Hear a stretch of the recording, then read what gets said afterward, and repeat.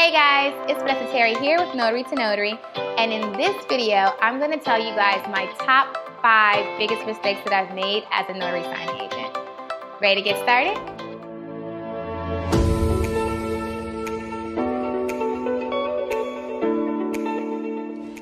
Okay guys, so before we get started, make sure you like this video, subscribe to the channel, and hit that little bell for notifications when I post new content. So, my number 5 biggest mistake that I've made as a notary signing agent is when I go to loan closings, I was previously not leaving my business cards, okay? So as a notary signing agent, you know that we can do 3 types of work.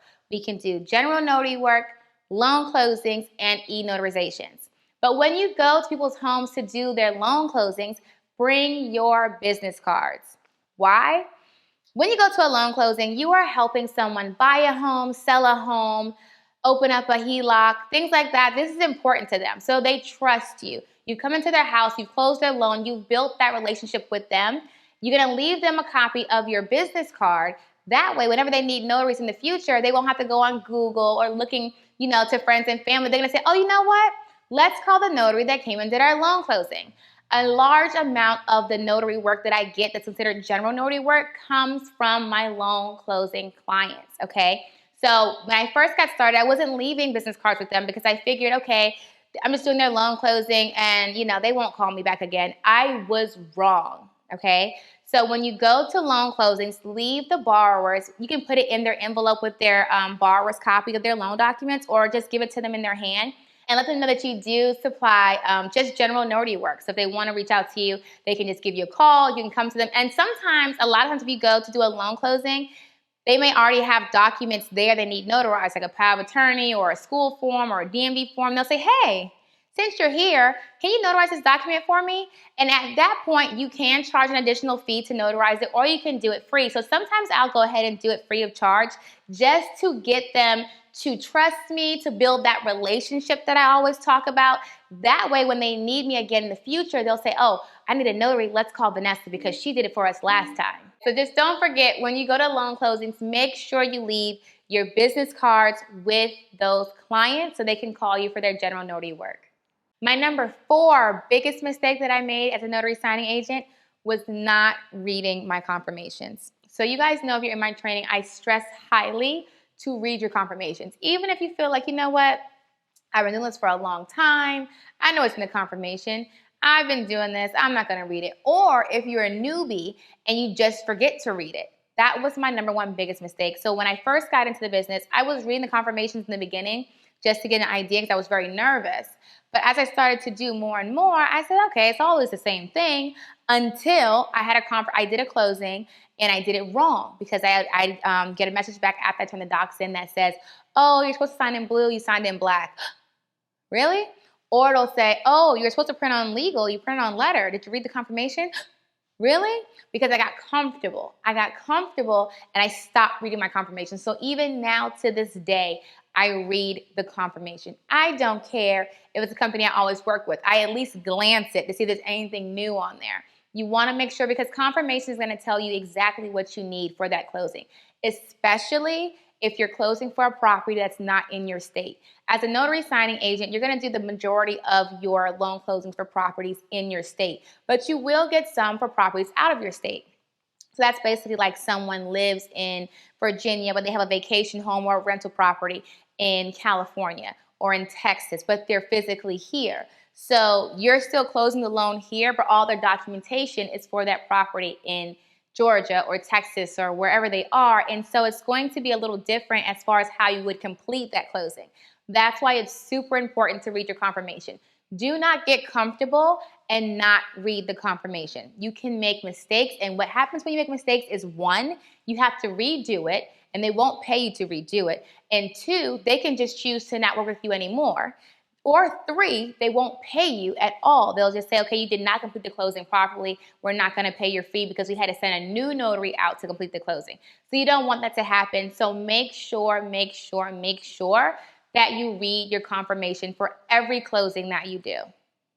My number 3 biggest mistake that I made as a notary signing agent was not keeping track of my closings. And I say this all the time. You guys know I use Notary Assist to keep track of all of my closings. But when I first got started, I wasn't using Notary Assist.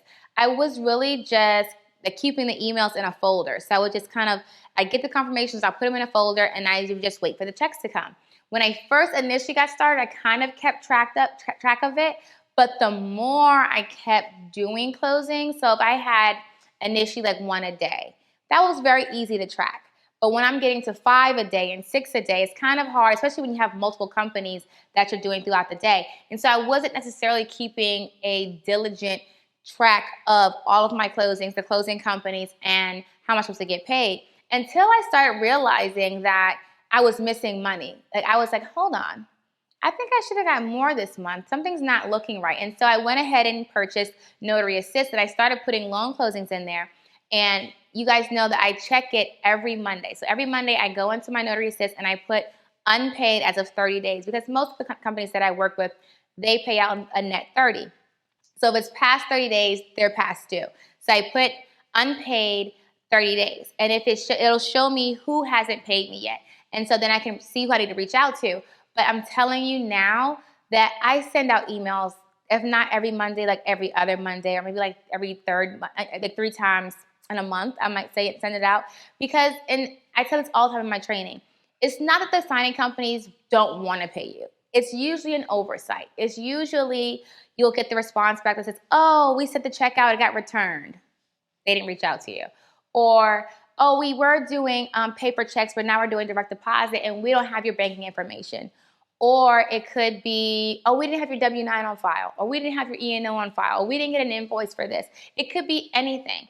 But if you don't keep track of it, a lot of times they're not going to either, and you will miss money. I'm telling you right now, you will miss money. So now that I keep track of it, I know I missed money in the beginning. I know I did.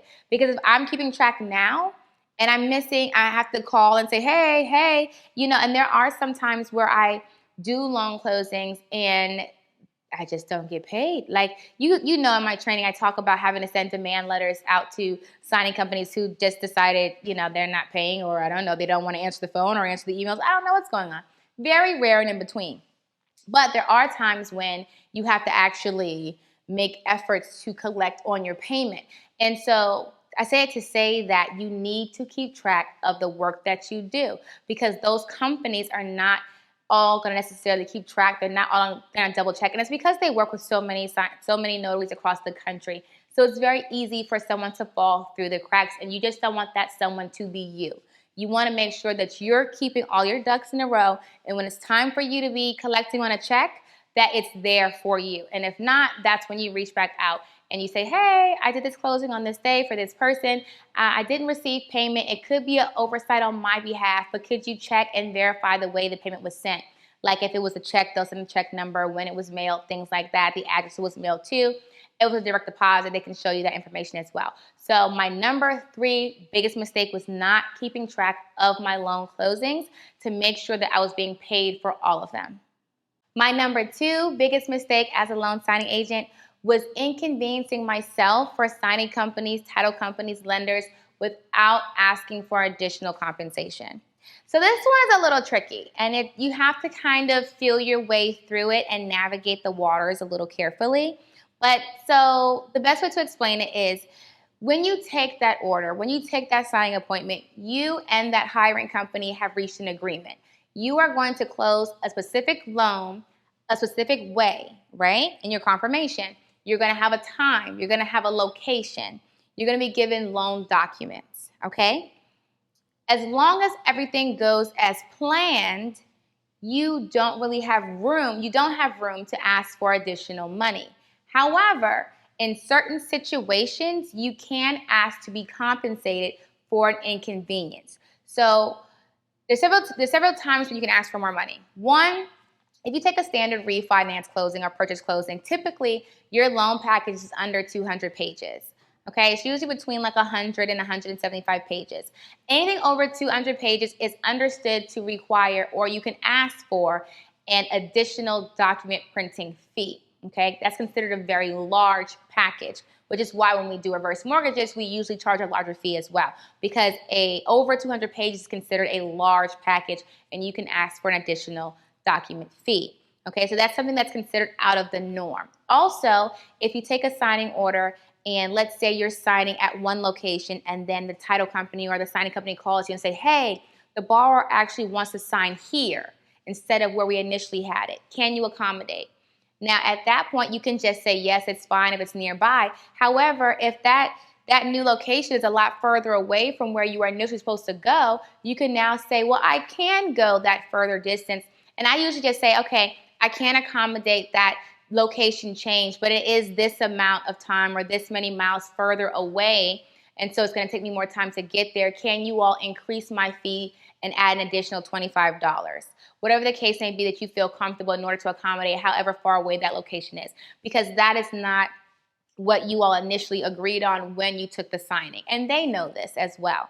Another reason why you may ask for additional fees if you're being inconvenienced is, let's say the appointment was supposed to close at a certain time. So let's say the appointment was supposed to close at 5 and they don't have docs ready. That happens all the time. It's a delay. And they say, hey, we're working on it right now. We're not going to get it to you to close to 8 o'clock, which means you might need to sign closer to 8:30 or 9 o'clock. You can then say, okay, I can accommodate your late signing, but I'm going to need an increase of about whatever you feel like you need to accommodate an inconvenience. At that point, they can say sure, which they usually will because they want it to close, or they'll say, unfortunately, it's out of our rates. We can't go that high. So and then you can negotiate at that point too.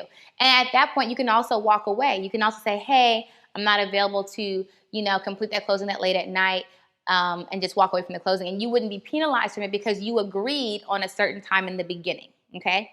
Another time when you could be inconvenienced and can ask for more funds is at the signing table. So let's say we're at the signing table, and this actually happens more often than not as often, but I've had it happen a few times, where I'm at the signing table and the borrower's looking at the documents and they're saying, hey, these figures are wrong on this form. And we call the loan officer, and the loan officer says, oh, that is wrong.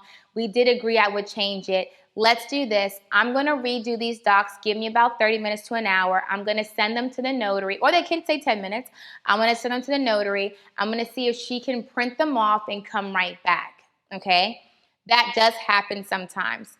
Keep in mind, you need to, in this situation, ask for more funds. At this point, that whole set of documents that you just printed has to be shredded. Okay, you'll have to go back home or go to your office, reprint the new set of docs, and come right back to that same place. So essentially, you're doing the signing twice. Okay, and so typically, I don't necessarily charge my whole fee again. It just depends on the situation.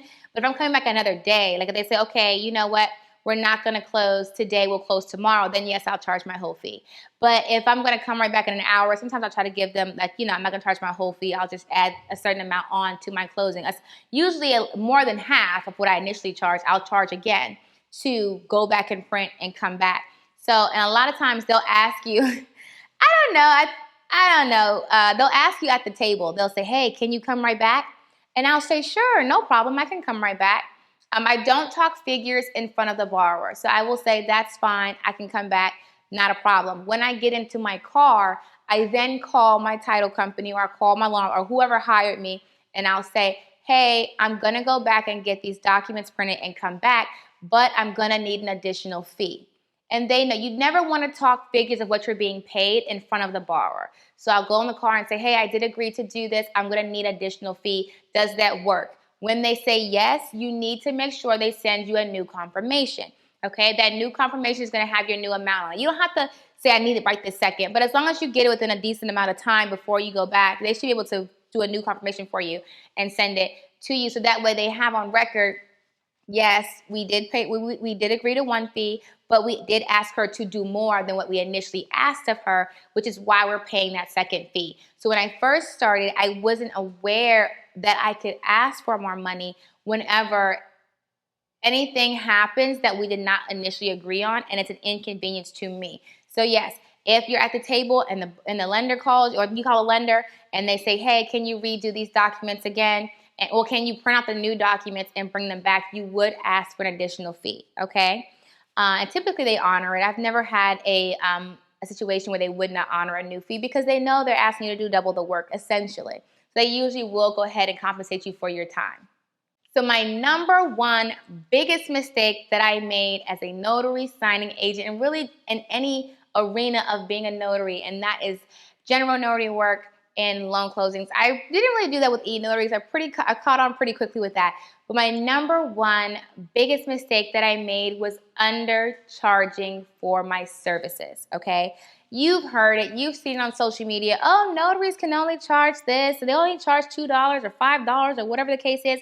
And so once you hear all that rhetoric and you're saying, oh, we don't charge a lot of money, you just immediately assume that you can only charge such a small amount of money for your services. And so when I first started, I was charging a lot lower than industry standard in my state, okay? And it wasn't until I started to meet other notaries and see people online to see what they were charging and say, hey, I'm getting lowballed here, right?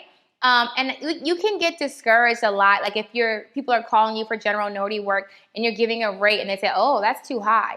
Or if they say, okay, I'm going to call around. Or if they say, well, I called another notary and they gave me this amount, that was lower than yours. You might start thinking that you're underpriced, but you're really not. And the best way for you to figure out if you're charging low is to call other notaries in your area, and just call them and pretend to be a customer. And just say, hi, my name is Vanessa. I was calling to see how much you would charge to do a power of attorney on this day at this location. And do that a few times, at least 10 to 20 times. Call different notaries, some that are high ranked, some that are low ranked, and you'll start to see a general area that they all pretty much charge. You'll always have people that charge extremely low and people who charge extremely high. You want to try to stay closer to that middle, going to the high. Well, let's close to that middle. You just want to make sure you're not in that low, because at that point, you'll be losing money. A lot of notaries said that when they got into the business, they were losing money because they weren't charging high enough and they were spending more money on gas and printing and things like that. So you want to make sure this is your business. Your business needs to be profitable. If it's not profitable, then why are we doing it, right? So my number one mistake when I first started was undercharging for my services, okay? All right, guys, so that's my top 5 biggest mistakes I made as a notary signing agent. For more training, make sure you visit me online at Notary2NOTARY.com. And until next time, happy signing.